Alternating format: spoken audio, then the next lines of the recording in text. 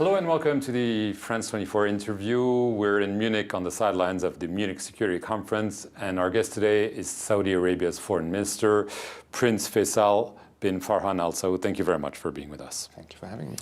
I'll begin very obviously, sadly, I should say, about the situation in Gaza, especially in Rafah. The humanitarian situation is very dire. What are Israel's intentions? Do you think they want to push Palestinians out of Gaza and possibly into Egypt? I have no idea what Israel's intentions are, but what I can tell you is that we already have a humanitarian catastrophe on our hands with what has happened in Gaza. The level of civilian death and destruction is unimaginable. 17,000 orphans, 30,000 or more civilian dead, and most importantly, levels of starvation and other humanitarian need because of the lack of access to humanitarian goods is causing a compoundation of this humanitarian catastrophe. And now, with the potential prospect of military operations in Rafah, the last safe haven, let's say, in the south, and without any clear mechanisms to protect the civilians, this is completely unacceptable. Obviously, we have said from the beginning that we need a ceasefire, and we need a ceasefire now more than ever. With that ceasefire, even before that ceasefire, we must absolutely address the issue of humanitarian access. It's not acceptable that less than 100 trucks a day are getting into Gaza when the United Nations and other humanitarian agencies tell us that at least 500 trucks are necessary. And we have been told time and again that Israel has committed to allowing the necessary access for humanitarian supply, but it has not materialized, it has not happened, and this is compounding, as I said, this terrible tragedy and the level of civilian suffering. And this is a clear contravention of international humanitarian law, and it is absolutely critical for the maintenance of the credibility of the international system that we ensure that this humanitarian access is now opened and that we prevent any further suffering of the people of Gaza. You've had many discussions with the U.S. administration about this crisis. The U.S. is not calling for a ceasefire. Why? They have their opinions, but I think they understand the gravity of the situation. And really? I certainly believe that they must see it. They are the country with the capacity to understand the situation the most, and it's quite clear to all of us the level of humanitarian suffering. And in our discussions with them, I at least ascertain that they do understand the criticality of the situation. We hope that the international community, including the US, will take a clear stand on a ceasefire and on humanitarian access. We have worked with the US to try and address that issue, and we will continue to do so. But it is absolutely necessary in order to maintain credibility of the international system that we now find a pathway to stopping this fighting and getting the necessary relief to the civilians of Gaza. Isn't Hamas to blame for this? Look, the civilian suffering that is happening now is a result of the ongoing conflict. There is no doubt this conflict started on October 7th, but we have a choice about where to begin and where to end, and we need to end this conflict now. Should Hamas be part of a solution or not? Israel obviously doesn't want to hear this. Yeah, I mean, again, the solution right now that we have to talk about is how we protect the civilians of Gaza. And that is in the hands of the international community, it's in the hands of Israel, it is in the hands of all of us to allow humanitarian access in, to force humanitarian access in, and to stop the fighting. What happens in Gaza afterwards is something that needs a discussion among all parties, but the priority does need to be relieving the humanitarian suffering that we see now and abating this humanitarian catastrophe. Would Saudi Arabia be ready to be part of the day after you just mentioned in terms of maybe sending forces if there needs to be a transition towards a new Palestinian leadership there? Are you ready to send boots on the ground and not only money and humanitarian aid? We've made quite clear that we're only interested, not just as Saudi Arabia, but as all of the countries of the Arab world in discussing a day after in the context of addressing the wider Palestinian issue. And we continue to do that. And if we address that, then the issue of how Gaza is managed becomes much easier to address. You have the Palestinian Authority, who is quite capable, with the support of the international community, to take control of all of Palestinian territory, but that needs a real pathway to a Palestinian state and hope for the Palestinian people. You're saying the Palestinian Authority is capable. Many people, starting with many Palestinians, beg to defer. The U.S. talks about a revitalized Palestinian Authority. Is this a pie in the sky or something realistic? If you talk to the Palestinian Authority themselves, they acknowledge that they need a strong reform process to establish or reinvigorate their operations. A new leadership, maybe.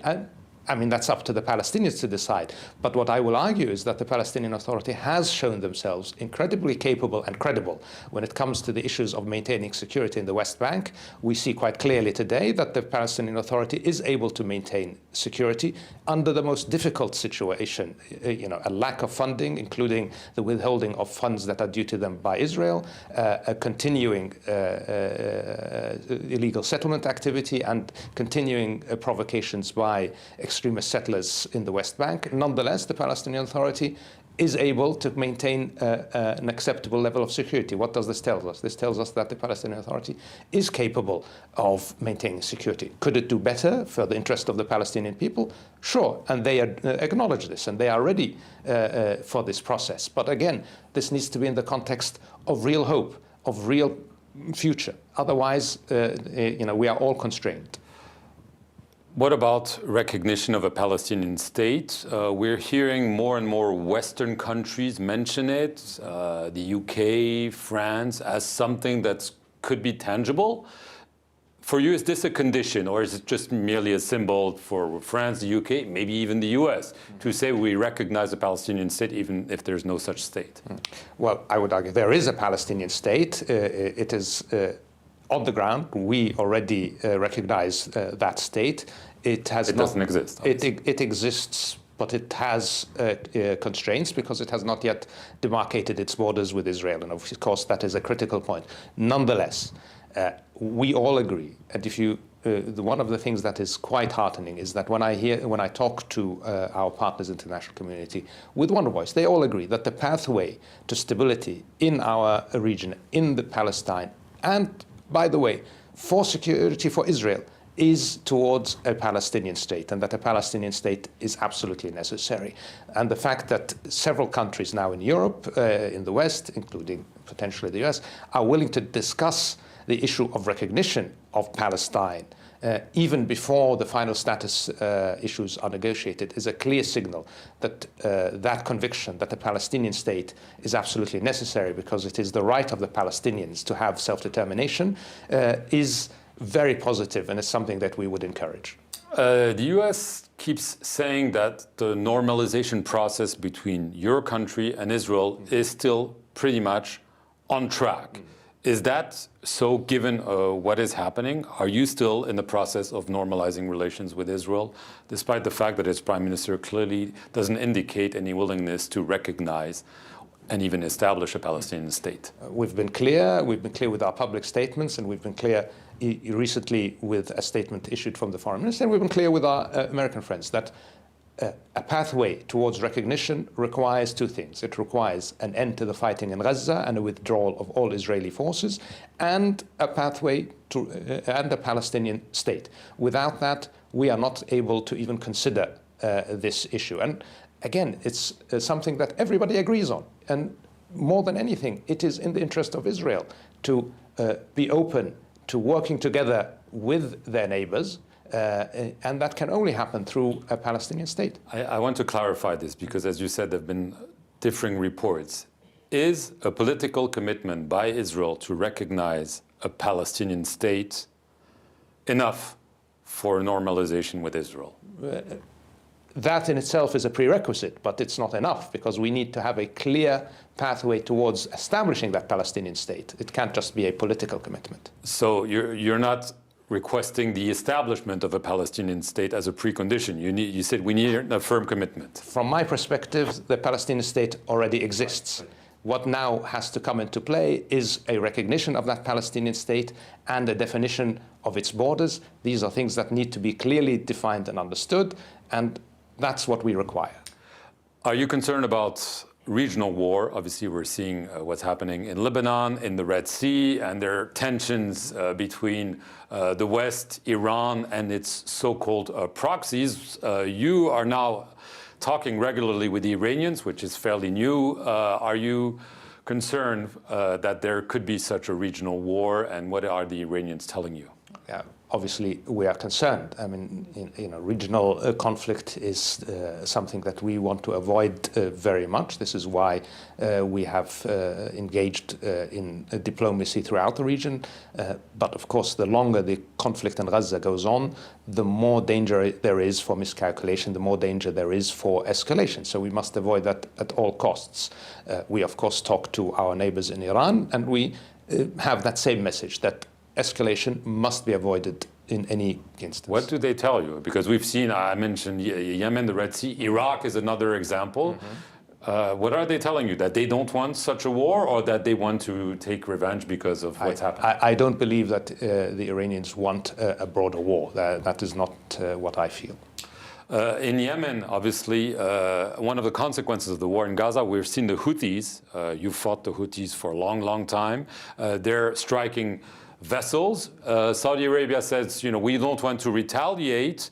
There have been negotiations about reaching a deal in Yemen. Is this in jeopardy because of the Houthis' action, the Western reaction, that this peace or kind of peace offer in Yemen is now off the table? It's certainly not off the table. We remain absolutely committed to the roadmap that the United Nations has adopted, and we are ready to sign it at the earliest opportunity. We have, I believe, reached the point where this is close to being completed, and we are going to continue on the path of peace in Yemen, and I think from our perspective that is important to protect. So just to clarify, you're saying we're very close to a peace deal between you and the Houthis? Between the government of Yemen and the Houthis, and we would support that, yes. Thank you very much, Mr. Foreign Minister of Saudi Arabia, for your time, and thank you all for watching this edition here from Munich on France 24.